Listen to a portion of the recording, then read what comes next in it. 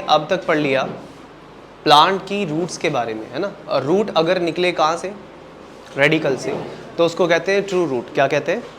और अगर रेडिकल से नहीं निकल रही रूट तो उसे एडवेंटिशियस रूट कहते हैं। क्या कहते हैं? तो रूट दो तरह की होती हैं, ट्रू रूट और एडवेंटिशियस रूट। पेज नंबर 66 पे आओ, पैराग्राफ के लास्ट में लिखा हुआ है रूट के फंक्शंस, है ना, उसको वॉश करके याद रखते हैं, WASH, वॉश। तो W से हो गया वाटर एब्जॉर्प्शन, A से हो गया एंकरेज, S से स्टोरेज ऑफ फूड और H से हार्मोन। हार्मोन को ही प्लांट ग्रोथ रेगुलेटर्स भी कहते हैं। क्या कहते हैं? Plant growth regulators. तो जड़ों के फंक्शन आपको समझ में आ गए। इसके बाद रूट के फंक्शंस के बाद हम देखते हैं पेज नंबर 67 के स्टार्टिंग में लिखा हुआ है root cap is covered by a thimble like structure. मैंने बताया था थिम्बल क्या होता है, उंगली पे पहनते हैं ना दर्जी अपनी उंगली बचाने के लिए, जिसे रूट कैप कहते हैं। क्या कहते हैं? उसके बाद हमने देखा कि रूट 3 रीजन्स में बटा हुआ है। सबसे आगे जोन ऑफ मैरिस्टमेटिक एक्टिविटी, जहाँ सेल डिवीजन बहुत तेज़ी से होता है। दूसरा जोन ऑफ इलोंगेशन, जहाँ सेल लंबी होती है। और तीसरा जोन ऑफ मैचुरेशन, जहाँ रूट हेयर आते हैं। क्या आते हैं? Root hair. Root hair root का क्या बढ़ाते हैं? Surface area. क्या बढ़ाते हैं? Surface area. और रूट हेयर जो होते हैं यूनिसेलुलर होते हैं। कैसे होते हैं?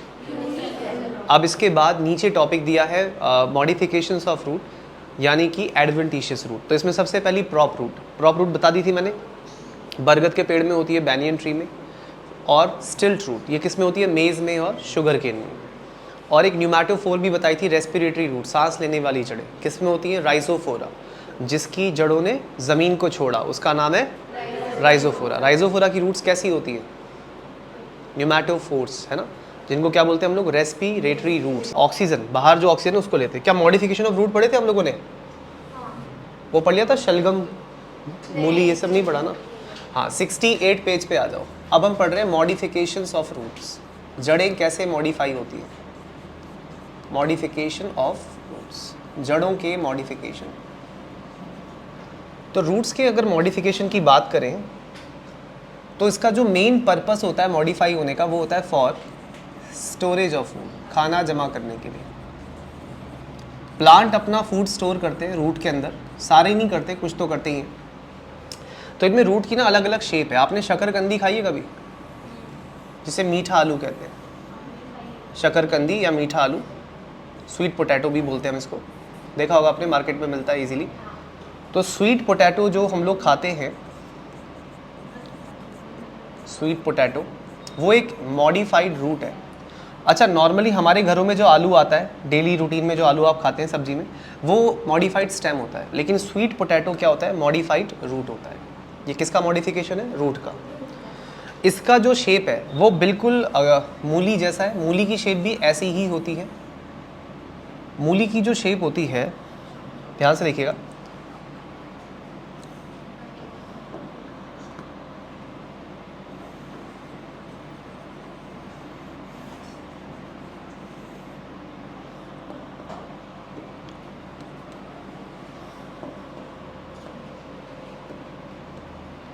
मूली की और इसकी शेप बिल्कुल काफ़ी ज़्यादा सेम होती है, रेडिश यानी कि मूली। इनकी शेप आपको याद रखनी है। इसमें क्या है, ऊपर और नीचे दोनों साइड से नैरो है लेकिन बीच में से मोटा है। ऐसी शेप को बोलते हैं स्पिंडल शेप। कैसी शेप? हाँ, स्पिंडल शेप बोलते हैं इसको। इसके लिए एक और टर्म है फ्यूसीफॉर्म, याद रखना। कौन सी फॉर्म? फ्यूसीफॉर्म। तो ये इनकी शेप आपको याद रखनी है। दूसरा प्लांट फिर इन्होंने दिया है शलगम, यानी कि टर्निप। तो टर्निप की शेप कुछ ऐसी होती है।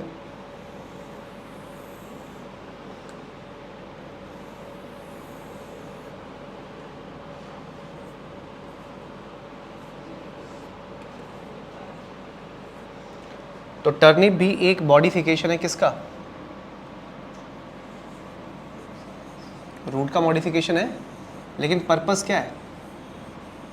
स्टोरेज ऑफ, खाना जमा करने के लिए तो है।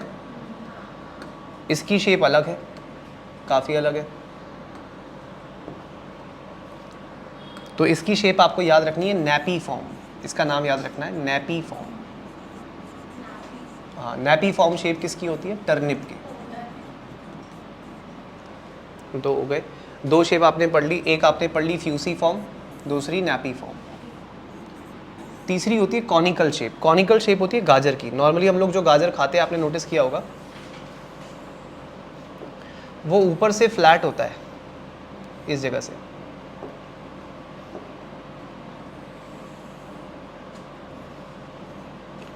और गाजर किसका मॉडिफिकेशन है? रूट का ही है।